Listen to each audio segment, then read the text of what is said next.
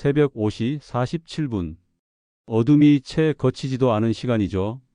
그 시간에 누가 문자를 보낼까요? 침대 옆 탁자 위에서 휴대폰이 떨리고 있어요.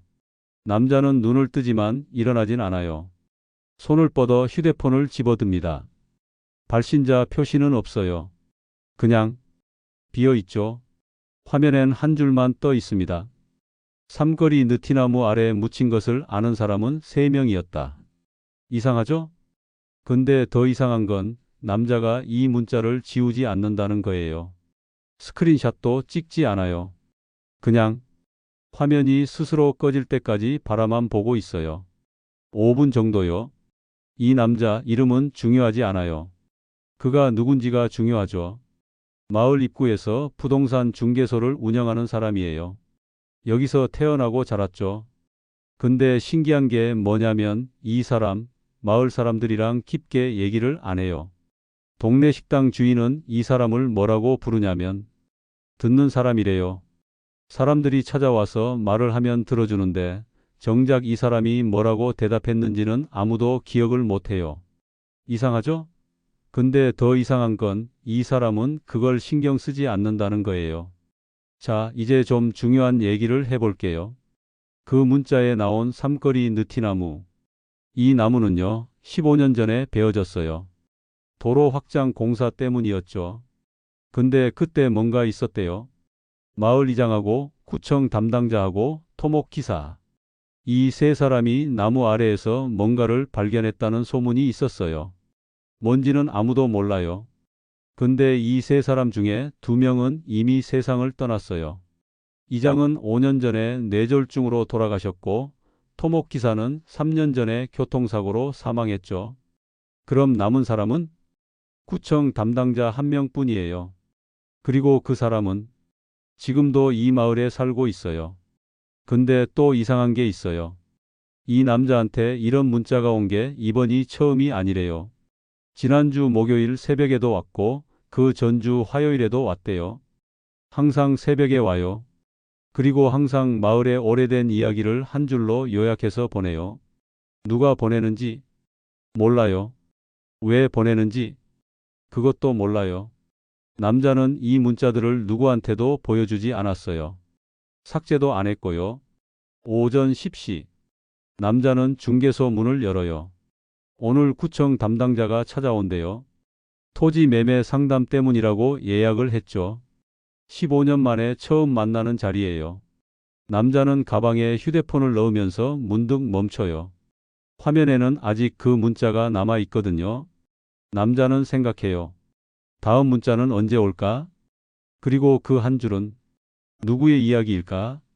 구청 담당자는 약속 시간보다 20분 일찍 왔어요.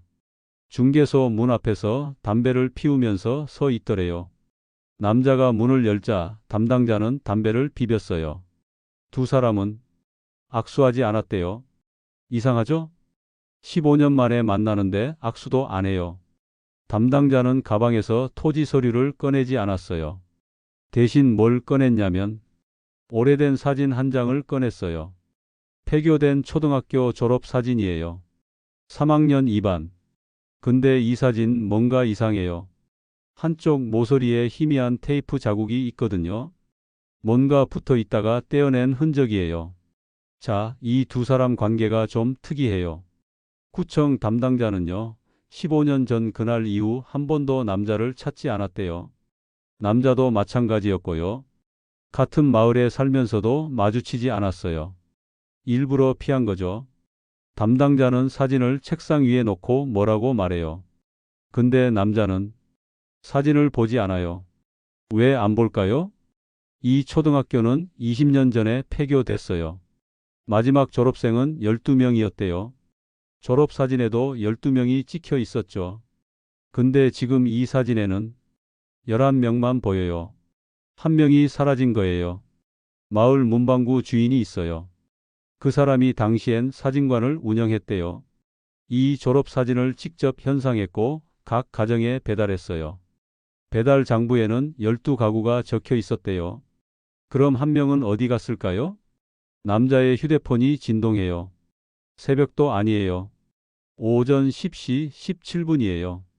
화면을 보지 않아도 알아요. 담당자도 알아요. 두 사람은 동시에 휴대폰을 봐요. 문자는 같은 내용이에요. 폐교 3학년 2반 졸업사진에서 지워진 아이는 전학을 간 게 아니었다. 담당자가 처음으로 남자를 똑바로 쳐다봐요. 남자는 문자를 지우지 않아요. 담당자는 사진을 도로 가방에 넣지 않아요. 두 사람 사이에 사진만 놓여 있어요. 담당자가 먼저 입을 열어요. 근데 남자는 듣지 않아요. 창밖을 보고 있거든요. 남자는 생각해요. 누가 세 번째 사람인가? 그리고 왜 우리 둘에게 동시에 보냈나? 남자는 주차장 한쪽 구석에 서 있어요. 이곳은 5년 전까지 구멍가게였대요. 지금은 그냥 노면 주차장이에요. 아스팔트 위에 희미하게 가게의 기초 자국이 남아 있어요. 남자는 그 위를 천천히 걸어요. 옆 건물 1층에 편의점이 있어요. 편의점 주인은 옛 가게 주인의 딸이에요. 딸은 어머니가 가게를 접은 후 이곳에 편의점을 열었대요. 어머니는 작년에 세상을 떠났어요. 딸은 어머니 물건을 정리하다가 낡은 장부 하나를 발견했어요. 마지막 페이지에 빨간 펜으로 적힌 이름 하나, 외상값 옆에 완납이라는 도장이 찍혀 있었대요. 근데 도장 찍은 날짜가 한 달 전이었어요. 어머니가 세상을 떠나기 일주일 전이었죠. 이상하죠? 그 외상값은요, 28년 전 거였대요. 당시 구멍가게는 마을 유일의 가게였어요. 외상 장부에는 마을 사람들 이름이 빼곡했죠. 대부분 갚았거나 흐지부지 됐어요. 근데 마지막 페이지에 그 이름은 달랐어요. 금액이 컸어요. 그리고 이것만은 받아야 한다는 메모가 있었대요. 필적은 딸의 어머니 것이 아니었어요. 할머니, 그러니까 가게 첫 주인의 글씨였어요. 딸은 남자에게 장부를 보여줘요. 남자는 그 이름을 봐요. 아는 이름이에요. 근데 그 사람은 10년 전에 이 마을을 떠났어요. 딸이 물어요. 이 사람 어디 있는지 아세요? 남자는 모른다고 대답해요. 딸은 믿지 않는 표정이지만 더 묻지는 않아요. 남자의 휴대폰이 진동해요. 새벽 5시 52분. 어젯밤 담당자랑 헤어진 후 잠들지 못했거든요. 구멍가게 장부 마지막 페이지에 외상값은 28해 만에 갚아졌다. 남자는 편의점을 나와요. 주차장 구석에 서서 휴대폰을 들어요. 문자를 다시 읽어요. 누가 갚았을까? 왜 어머니가 죽기 직전에 갚았을까? 그리고 가장 중요한 질문. 이 문자를 보낸 사람은 그날 그 가게에 있었던 사람일까? 마을 끝에 한옥이 하나 있어요. 철거 명단 1순위래요. 대문은 녹스럽고 마당은 잡초로 뒤덮였어요. 남자는 담장 너머로 안을 봐요. 우물 덮개가 반쯤 열려 있어요. 누군가 최근에 연 거예요. 남자는 담을 넘지 않아요. 대신 옆 공터에서 작업 중인 철거 인부를 찾아요. 젊은 인부가 포크레인 옆에서 담배를 피우고 있어요. 인부는 이 마을 사람이 아니에요. 타지에서 온 일용직이죠. 근데 이 폐가에 대해서는 알아요. 일주일 전에 우물 점검 작업을 했거든요. 안전 확인차 내려가 봤대요. 물은 말랐고 바닥에는 오래된 물건들이 있었대요. 빗자루, 양동이, 녹슨 자전거 바퀴. 보고서에는 이상 없음이라고 적었대요. 인부는 그렇게 말해요. 이 집은요, 20년 전 어느 겨울에 갑자기 비었어요. 집주인 가족이 흔적도 없이 사라진 거예요. 마을 사람들은 야반도주했다고 했어요. 비 때문이라고들 했죠. 근데 집 안에는 이삿짐 쌀 흔적이 없었대요. 옷도, 그릇도, 이불도 그대로였어요. 단지 사람만 없었어요. 경찰이 왔었대요. 며칠 조사하고 떠났죠. 그 이후 아무도 이 집에 들어가지 않았어요. 인부가 말해요. 우물에서 이상한 걸 봤다고. 보고서에는 안 적었지만요. 빗자루 손잡이에 뭔가 매달려 있었대요. 천 조각 같기도 하고 아닌 것 같기도 했대요. 가까이 보려다 멈췄대요. 왠지 보면 안 될 것 같았대요. 남자의 휴대폰이 진동해요. 오후 2시 33분. 폐가 우물에서 건진 것은 빗자루가 아니었다고 말한 사람은 없다. 남자는 폐가 쪽으로 고개를 돌려요. 인부는 담배를 끄고 포크레인으로 돌아가요. 남자는 대문 앞에 서요. 녹슨 자물쇠를 만져요. 열쇠는 없어요. 근데 자물쇠는 이미 반쯤 부서져 있어요. 들어가야 할까? 우물을 직접 봐야 할까? 아니면 보지 말아야 할까? 폐업한 목욕탕 유리문에 재개발 예정지 스티커가 붙어 있어요. 남자는 문틈으로 안을 들여다봐요. 어두워요. 탈의실 의자들이 쓰러져 있어요. 남자는 뒤쪽 골목으로 돌아가요. 보일러실 문이 반쯤 열려 있어요. 누군가 이곳을 다녀간 흔적이에요. 남자는 안으로 들어가요. 목욕탕 마지막 주인은 3년 전에 이곳을 떠났어요. 지금은 인근 도시에서 산대요. 남자는 전화번호를 알고 있어요. 부동산 거래 때문에 연락처를 교환했었거든요. 근데 전화하지는 않았어요. 대신 직접 찾아온 거예요. 보일러실 벽에는 낙서랑 전단지가 뒤섞여 있어요. 그 사이에 유성 매직으로 적힌 전화번호 하나가 보여요. 색이 바래지 않았어요. 최근 거예요. 이 목욕탕은 마을에서 가장 오래된 건물 중 하나였어요. 1980년대부터 운영됐대요. 주인이 3번 바뀌었어요. 마지막 주인은 10년을 버텼죠. 장사가 안 됐어요. 사람들은 집에서 씻었거든요. 목욕탕은 점점 비었어요. 근데 주인은 매일 불을 뗐대요. 혹시 모를 손님을 위해서라고 했어요. 실제로 가끔 누군가 왔대요. 주로 밤에. 주로 혼자. 남자는 벽에 전화번호를 휴대폰에 저장해요. 발신은 하지 않아요. 번호를 본 순간 어디선가 본 것 같은 느낌이 들었어요. 근데 기억나지 않아요. 남자는 보일러실을 나와요. 뒤쪽 골목에서 발소리가 들려요. 누군가 멈춰서요. 남자는 돌아보지 않아요. 휴대폰이 진동해요. 밤 11시 4분. 목욕탕 보일러실 벽에 적힌 전화번호로 전화를 건 사람은 단 한 명이었다. 남자는 골목을 빠져나와요. 뒤에서 발소리가 따라와요. 남자는 걸음을 멈추지 않아요. 횡단보도를 건너고 모퉁이를 돌아요. 발소리는 사라져요. 남자는 휴대폰을 꺼내요. 저장한 번호를 봐요. 이 번호로 전화를 걸어야 할까? 그 한 명은 누구였을까? 그리고 방금 골목에 있던 사람은 누구일까? 마을 입구 버스 종점은 내일부터 폐지돼요. 대합실 의자에는 노선 폐지 안내문이 붙어 있어요. 남자는 의자에 앉아요. 새벽 4시 30분이에요. 첫차 시간까지 2시간 남았어요. 대합실에는 남자 혼자예요. 아니, 혼자인 것 같아요. 남자는 구석 자판기 쪽을 봐요. 어둠 속에 누군가의 윤곽이 보이는 것 같다가 사라져요. 심야버스 기사는 작년에 은퇴했어요. 25년간 이 노선을 운행했죠. 마지막 날 기사는 대합실에 편지 한 통을 남겼대요. 누구에게 쓴 건지는 적혀 있지 않았어요. 마을 이장이 그 편지를 읽었어요. 곧바로 불에 태웠대요. 내용에 대해서는 말하지 않았어요. 기사는 은퇴 후 마을을 떠났어요. 연락처를 남기지 않았죠.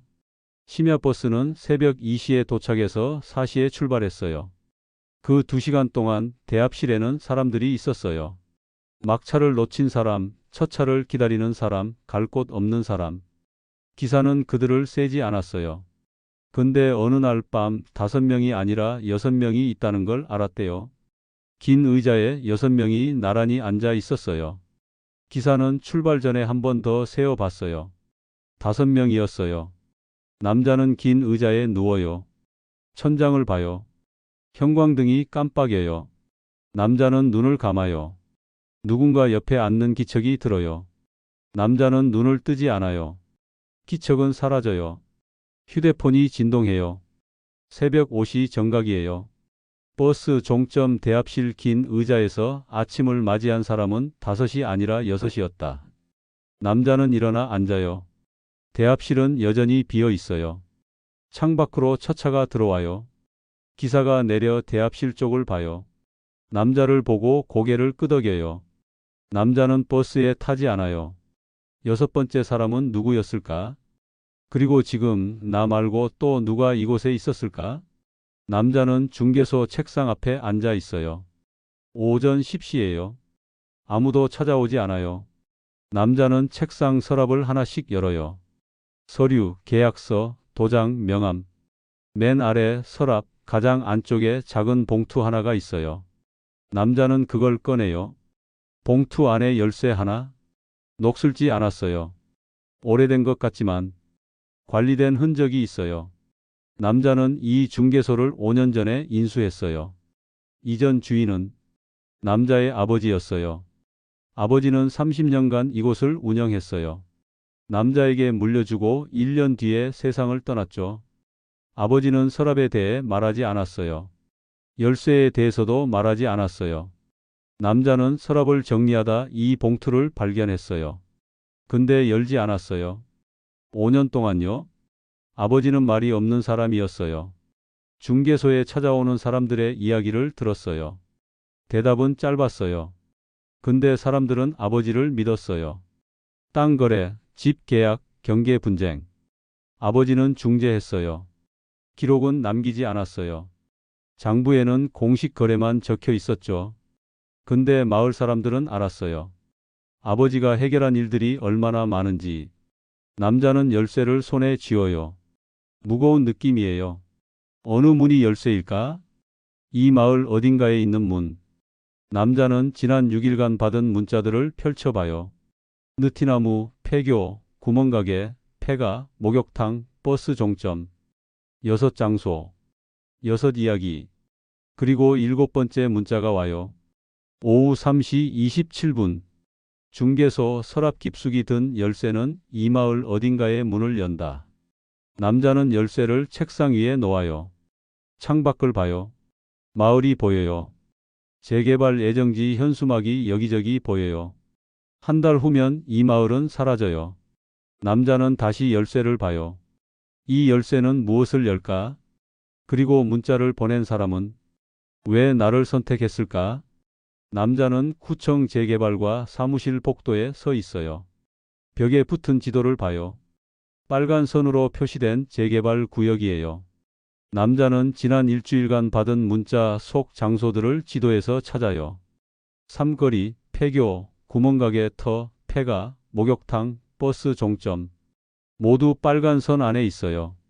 남자는 사무실 문을 열어요. 담당자는 책상에서 서류를 보고 있어요. 남자가 들어와도 고개를 들지 않아요. 남자는 지도 사진을 핸드폰으로 보여줘요. 담당자는 잠깐 봐요. 알고 있다는 표정이에요. 담당자가 서랍에서 파일 하나를 꺼내요. 1차 철거 대상지 목록이에요. 남자가 표시한 장소들이 모두 적혀 있어요. 재개발 계획은 10년 전부터 있었어요. 근데 주민 반대로 미뤄졌죠. 3년 전 계획이 다시 추진됐어요. 마을 이장이 찬성으로 돌아섰거든요. 주민 설명회가 열렸어요. 대부분 찬성했어요. 보상금 때문이었죠. 반대한 사람은 소수였어요. 근데 그들의 집도 결국 빨간 선 안에 포함됐어요. 남자의 아버지는 찬성도 반대도 하지 않았어요. 설명회에 나가지 않았거든요. 담당자가 물어요. 왜 이 장소들에 관심이 있습니까? 남자는 대답하지 않아요. 대신 물어요. 1차 철거는 언제부터입니까? 담당자가 달력을 봐요. 3주 후입니다. 남자는 파일을 돌려줘요. 사무실을 나와요. 휴대폰이 진동해요. 밤 11시 59분. 재개발로 사라질 장소들이 이야기를 건네기 시작한 것은 우연이 아니다. 남자는 복도 창문 앞에 서요. 마을 야경이 보여요. 불빛 사이사이 어두운 곳들이 있어요. 빨간 선 안의 장소들이에요. 남자는 서랍 속 열쇠를 떠올려요. 이 열쇠는 어느 문을 열까? 그리고 그 문 뒤에는 무엇이 남아 있을까? 남자는 마을 도서관 구석 열람실에 있어요. 오래된 신문 마이크로필름을 넘기고 있어요. 1990년대 후반부터 2000년대 초반까지요. 마을 관련 기사를 찾고 있는 거예요. 대부분 소소한 내용이에요. 축제, 도로 공사, 상 수상 소식. 근데 한 기사에서 멈춰요. 2001년 겨울 실종 신고 기사예요. 사서는 남자는 아버지의 오래된 노트를 펼쳐요. 중개소 뒷방 책장 맨 위에 있던 거예요. 겉표지에는 아무것도 적혀 있지 않아요. 안을 열자 빼곡한 필기가 나와요. 날짜, 장소, 사람 이름. 공식 장부에는 없는 기록들이에요. 남자는 2000년대 초반 페이지를 찾아요. 노트에는 삼거리 느티나무에 대한 기록이 있어요. 2001년 11월 나무 아래 발견된 것. 아버지의 필기체로 이렇게 적혀 있어요. 이것은 묻어야 한다. 그 아래 세 사람의 이름. 마을 이장, 구청 담당자, 토목기사. 아버지는 중재자였어요. 세 사람을 만났고 합의를 이끌었어요. 남자는 목욕탕 보일러실 벽에 적힌 전화번호를 봐요. 5편에서 저장한 그 번호예요. 남자는 통화 버튼을 눌러요. 신호음이 울려요. 3번, 4번. 누군가 받아요. 근데 말이 없어요. 남자도 말하지 않아요. 숨소리만 들려요. 10초가 지나고 상대가 끊어요. 남자는 발신 기록을 확인해요. 통화 시간 12초. 상대는 말하지 않았지만 들었어요. 남자는 문자 발신자와 이 번호의 주인이 같은 사람인지 확인하고 싶었어요. 근데 확신할 수 없어요. 남자는 다시 전화하지 않아요. 대신 그 번호를 검색해요. 결과가 없어요. 미등록 번호예요. 목욕탕 보일러실에는 예전부터 낙서가 많았어요. 전화번호, 이름, 욕설. 주인은 지우지 않았대요. 어차피 아무도 안 보는 곳이니까요. 근데 그 번호는 달랐어요. 최근 거고 또렷하고 의도적이에요. 누군가 남자가 이곳에 올 것을 알고 적었어요. 5편에서 남자를 따라온 발소리의 주인일 수도 있어요. 남자는 통화 기록을 지워요. 근데 번호는 남겨둬요. 휴대폰을 주머니에 넣어요. 다시 진동해요. 즉시 전화가 와요. 아까 그 번호에서. 남자는 받지 않아요. 벨소리가 계속 울려요. 남자는 휴대폰을 꺼내요. 화면을 봐요. 통화 중 문자가 도착해요. 전화를 건 사람은 너였지만 받아야 하는 사람도 너다. 벨소리가 멈춰요. 남자는 다시 전화를 걸어요. 신호음. 근데 이번엔 받지 않아요. 계속 울려요. 남자는 끊어요. 누가 주도권을 쥐고 있을까? 이 번호의 주인은 누구일까? 그리고 왜 나를 시험하는 걸까? 근데 합의 내용은 적혀 있지 않아요. 아버지는 이 마을의 비공식 기록자였어요. 공식 문서에 남지 않는 일들을 기록했어요. 경계 분쟁, 금전 문제, 가족 갈등. 해결된 것도 해결되지 않은 것도요. 노트는 여러 권이었어요. 남자는 지금까지 단 한 권만 펼쳐봤어요. 나머지는 먼지 속에 있어요. 남자는 다음 페이지를 넘겨요. 폐교 졸업사진에 대한 기록이에요. 2002년 봄, 사진에서 지워진 아이. 아버지는 이렇게 적었어요. 이유를 묻지 말라. 그리고 부모가 원한 일이다라고. 남자는 숨이 막혀요. 아버지는 알고 있었어요. 모든 것을. 휴대폰이 진동해요. 새벽 6시 15분. 내 아버지는 이 마을의 비밀을 기록했고 너는 그것을 이어받았다. 남자는 노트를 덮어요. 책장을 봐요.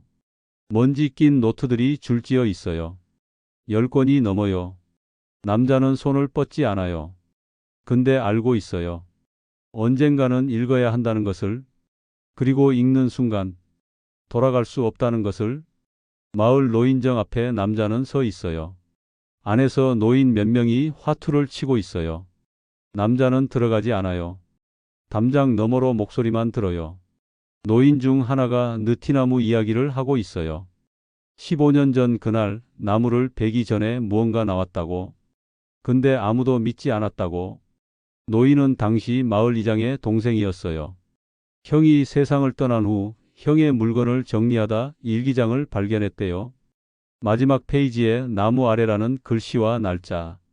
2010년 11월 14일. 나무가 베어진 날이에요. 노인은 일기장을 구청 담당자에게 보여줬대요. 담당자는 보지도 않고 불에 태웠어요. 느티나무는 마을에서 가장 오래된 나무였어요. 수령 200년이 넘었어요. 도로 확장 계획이 나왔을 때 주민들은 반대했어요. 근데 이장이 설득했어요. 보상금이 나옵니다. 나무는 베어졌고 그 자리는 삼거리가 됐어요. 이장은 1년 후 뇌졸중으로 쓰러졌어요. 의식을 회복하지 못하고 4년 후 사망했죠. 노인이 노인정 밖으로 나와요. 남자와 눈이 마주쳐요. 노인은 알아봐요. 중개인 남자를. 다가와요. 낮은 목소리로 말해요. 내 아버지는 알고 있었어. 나무 아래에서 나온 게 뭔지. 근데 기록하지 않았어. 노인은 물어요. 너도 아냐? 휴대폰이 진동해요. 오후 2시 50분. 느티나무 아래에서 나온 것은 시간이 지나도 사라지지 않는다. 노인은 노인정으로 돌아가요. 남자는 삼거리 쪽으로 걸어요. 15년 전 나무가 있던 자리. 지금은 도로 한가운데예요. 차들이 지나가요. 남자는 길 건너편에서 그곳을 봐요. 나무 아래에는 무엇이 있었을까? 그리고 그것은 지금 어디에 있을까? 구청 담당자가 중개소에 다시 와요. 예고 없이 문을 열고 들어와요. 남자는 책상에 앉아 있어요. 담당자는 의자를 끌어당겨 앉아요. 얼굴이 피곤해 보여요. 담당자가 물어요. 너도 매일 문자 받지? 남자는 고개를 끄덕여요. 담당자는 이 편 이후 남자를 피했어요. 전화도 받지 않았어요. 근데 오늘은 달라요. 담당자가 휴대폰을 꺼내요. 문자 목록을 보여줘요. 남자가 받은 것과 같은 내용들이에요. 느티나무, 폐교, 구멍가게. 근데 순서가 달라요. 담당자는 먼저 폐교 문자를 받았어요. 남자는 먼저 느티나무 문자를 받았죠. 담당자는 15년 전 신입 공무원이었어요. 나무 아래에서 무언가 발견됐을 때 상사인 이장과 토목 기사가 먼저 봤어요. 담당자는 나중에 불려갔어요. 이미 묻은 후였어요. 담당자는 보지 못했어요. 근데 두 사람의 표정은 봤어요. 겁먹은 얼굴이었어요. 담당자는 묻지 않았어요. 그리고 잊으려 했어요. 담당자가 말해요. 문자를 보낸 사람이 누군지 알 것 같아. 근데 확신은 없어. 남자는 물어요. 누군데요? 담당자는 대답하지 않아요. 대신 물어요. 너 아버지 노트 봤어? 남자는 멈칫해요. 담당자는 알아요. 남자가 노트를 발견했다는 것을. 휴대폰이 동시에 진동해요. 두 사람 모두. 밤 10시 33분. 문자를 받는 사람은 두 명이 아니다. 두 사람은 서로를 봐요. 담당자가 먼저 일어나요. 문을 열고 나가요. 남자는 창밖을 봐요. 담당자가 골목 모퉁이에서 멈춰요. 누군가와 이야기해요. 남자는 그 사람을 볼 수 없어요. 문자를 받는 사람이 더 있어요. 그렇다면 나와 담당자는 선택받은 걸까? 재개발 시작일 공고문이 마을 곳곳에 붙어요. 3주 후 2월 1일. 남자는 공고문 앞에 서 있어요. 1차 철거 대상지 목록이에요.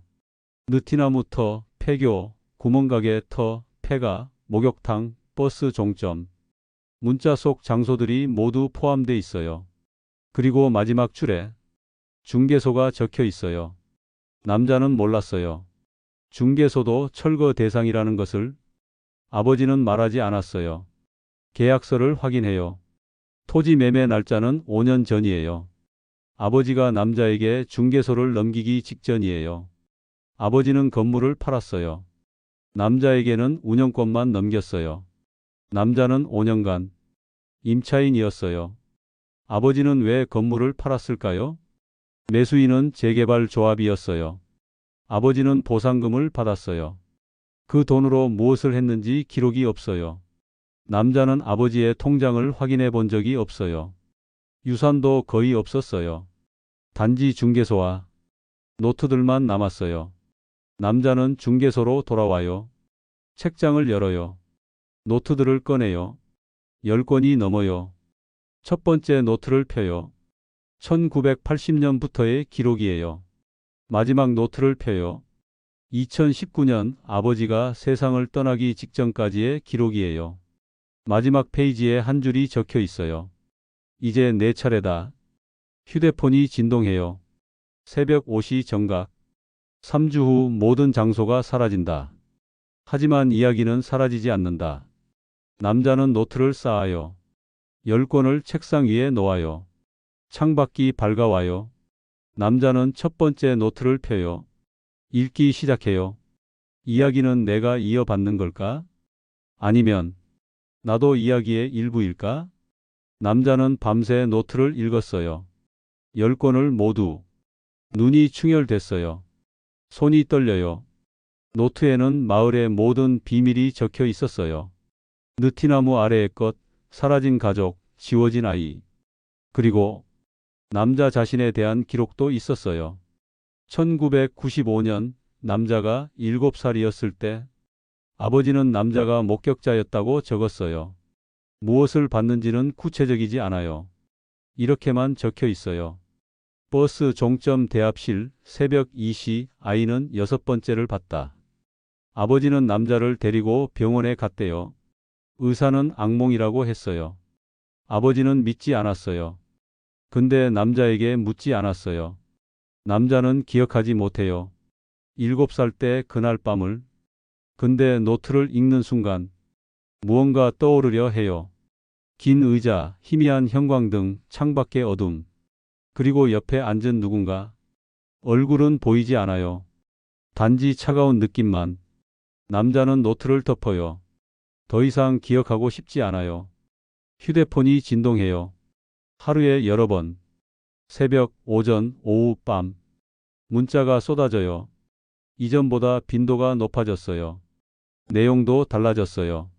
이제는 장소가 아니라 사람 이야기예요. 구청 담당자, 노인, 편의점 딸, 그리고 남자 자신. 오후 3시 17분. 내가 잊은 것을 기억하는 사람이 있다. 남자는 중개소 문을 잠가요. 밖으로 나와요. 마을을 걸어요. 재개발 펜스가 세워지고 있어요.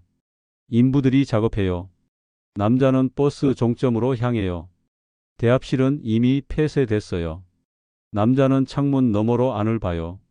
그날 밤 나는 정말 6번째를 봤을까?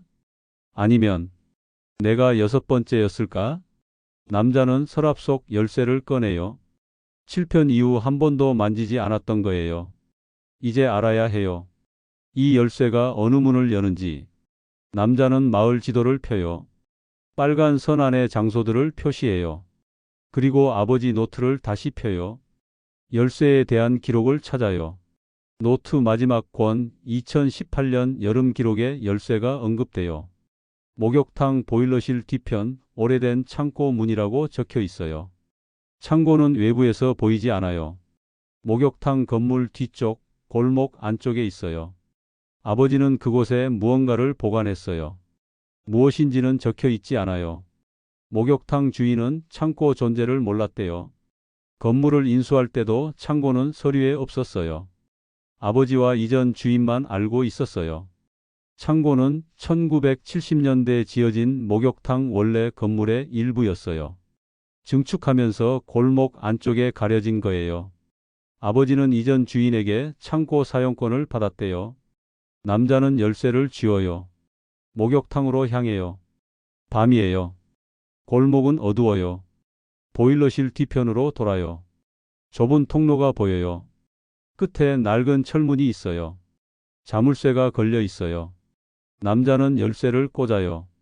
돌려요. 찰칵. 문이 열려요. 휴대폰이 진동해요. 밤 11시 55분. 문을 여는 순간 너는 돌아갈 수 없다. 남자는 문을 밀지 않아요. 손잡이를 잡고 있어요. 안에서 냄새가 나요. 오래된 종이, 먼지, 그리고 다른 무엇. 남자는 휴대폰 손전등을 켜요. 문 안쪽을 비춰요. 이 안에는 무엇이 있을까? 그리고 아버지는 왜 나에게 이것을 남겼을까? 창고 안은 좁아요. 3평 남짓이에요. 선반에 상자들이 쌓여 있어요. 남자는 손전등으로 비춰요. 상자마다 연도가 적혀 있어요. 1980, 1985, 1990, 2019까지. 남자는 가장 최근 상자를 열어요. 안에는 서류 뭉치들이 있어요. 계약서, 합의서, 증명서. 공식 문서가 아니에요. 손으로 쓴 것들이에요. 남자는 서류를 꺼내요. 2010년 11월 느티나무 관련 문서예요. 세 사람의 서명이 있어요. 이장, 구청 담당자, 토목기사. 그리고 증인란에 아버지의 서명이 있어요. 내용은 간단해요. 발견된 것을 묻기로 합의한다. 이에 대해 어떠한 기록도 남기지 않는다. 근데 아버지는 기록했어요. 이 문서를 아버지는 모든 것을 기록했어요. 공식적으로 해결할 수 없는 일들의 증거를요. 마을 사람들은 몰랐어요. 아버지가 모든 것을 보관하고 있다는 것을. 이 창고는 마을의 그림자였어요. 빛 아래 드러나지 않는 진실들의 보관소였어요. 남자는 다른 상자들을 봐요. 40년치의 비밀이 여기 있어요. 남자는 2001년 상자를 열어요. 폐가 실종 사건 관련 문서가 있어요. 근데 실종이 아니에요. 이주 합의서라고 적혀 있어요. 가족은 떠난 거예요. 누군가와 합의하고. 서명자 이름들이 보여요. 마을 이장, 구청 담당자, 그리고 아버지. 휴대폰이 진동해요. 자정. 내 아버지는 중재자가 아니라 공모자였다. 남자는 서류를 떨어뜨려요. 창고 밖으로 나와요. 문을 닫아요. 골목에 서요. 숨이 가빠요. 아버지는 그저 기록한 게 아니었어요. 참여했어요. 결정했어요. 숨겼어요. 나는 무엇을 이어받은 걸까? 기록일까? 책임일까? 아니면 죄일까? 남자는 구청 담당자를 찾아요. 담당자의 집 앞에서 기다려요. 새벽 5시. 담당자가 나와요. 남자를 보고 놀라지 않아요. 예상했다는 표정이에요. 두 사람은 말없이 걸어요. 버스 종점으로. 대합실 앞에 서요. 담당자가 먼저 입을 열어요. 너 아버지가 창고 얘기했어? 남자는 고개를 끄덕여요. 담당자는 한숨을 쉬어요. 나도 어제 그곳에 갔었어. 열쇠는 없었지만 문이 열려 있더라고. 내가 다녀간 후였지. 담당자는 서류들을 봤대요. 자기 서명도 봤어요. 그리고 깨달았대요. 자신도 공모자였다는 것을. 담당자는 당시 신입이었어요. 상사가 시키는 대로 했어요. 서명하라고 해서 서명했어요. 내용을 읽지 않았어요. 아니, 읽지 않으려 했어요. 이장이 죽고 토목기사가 죽고 담당자만 남았어요. 15년 동안 잊으려 했어요. 근데 문자가 오기 시작했어요. 기억이 돌아왔어요. 남자가 물어요. 문자를 보낸 사람이 누군가요? 담당자가 대답해요. 오늘 만날 거야. 여기서. 이 대합실에서. 약속했어. 남자는 물어요. 누구 와요? 담당자는 대답하지 않아요. 대신 시계를 봐요. 5시 47분. 첫 문자가 왔던 시간이에요. 대합실 안에서 인기척이 나요. 두 사람은 돌아봐요. 누군가 안에 있어요. 문이 잠겨 있는데도 담당자가 문을 열어요. 들어가요. 남자도 따라 들어가요. 휴대폰이 동시에 진동해요. 세 번째 사람이 기다리고 있었다. 대합실 긴 의자에 누군가 앉아 있어요. 뒷모습만 보여요. 남자는 다가가요. 담당자는 멈춰서요. 남자가 앞으로 돌아요. 그 사람을 봐요. 얼굴을 알아요. 근데 이럴 수가. 이 사람은 이미 죽었는데 그 사람은 늙은 토목기사예요. 3년 전 교통사고로 죽었다는. 근데 살아있어요. 남자는 뒤로 물러나요. 담당자는 주저앉아요. 토목기사는 일어나지 않아요. 그저 앉아서 두 사람을 봐요. 입을 열어요. 내가 문자를 보냈습니다. 토목기사는 죽지 않았어요. 사고는 연출이었어요. 신원을 지웠어요. 마을을 떠났어요. 근데 마을을 감시했어요. 재개발이 시작되면 돌아오려고 했어요. 그리고 돌아왔어요. 한 달 전부터 문자를 보내기 시작했어요. 남자와 담당자에게. 세 번째 증인이 필요했거든요. 토목 기사는 느티나무 아래에서 발견된 것을 직접 봤어요. 유골이었어요. 아이 것 같았어요. 경찰에 신고하려 했어요. 근데 이장과 담당자가 말렸어요. 남자의 아버지가 중재했어요. 보상금을 드리겠습니다. 토목 기사는 서명했어요. 유골은 다시 묻혔어요. 토목 기사는 15년간 그것을 잊지 못했어요. 토목 기사가 말해요. 재개발이 시작되면 그곳을 파헤칠 겁니다. 유골이 발견될 겁니다. 그 전에 진실을 말해야 합니다. 근데 증거가 필요합니다. 당신 아버지의 창고에 있는 서류가 증거입니다. 토목 기사는 남자를 봐요. 서류를 경찰에 제출하십시오. 남자는 대답하지 않아요. 휴대폰이 진동해요. 마지막 문자예요. 새벽 6시. 진실을 밝히는 것은 내 선택이다. 하지만 선택하지 않는 것도 선택이다. 남자는 대합실을 나와요. 담당자와 토목 기사는 안에 남아요. 남자는 마을을 봐요. 해가 떠요. 재개발 펜스 너머로 포크레인이 보여요. 2주 후면 시작돼요. 남자는 걸어요. 중개소로. 창고 열쇠는 주머니에 있어요. 서류들은 아직 그곳에 있어요. 진실을 밝힐까? 아니면 아버지처럼 묻을까? 남자는 아직 몰라요. 그리고 다음 문자는 더 이상 오지 않아요.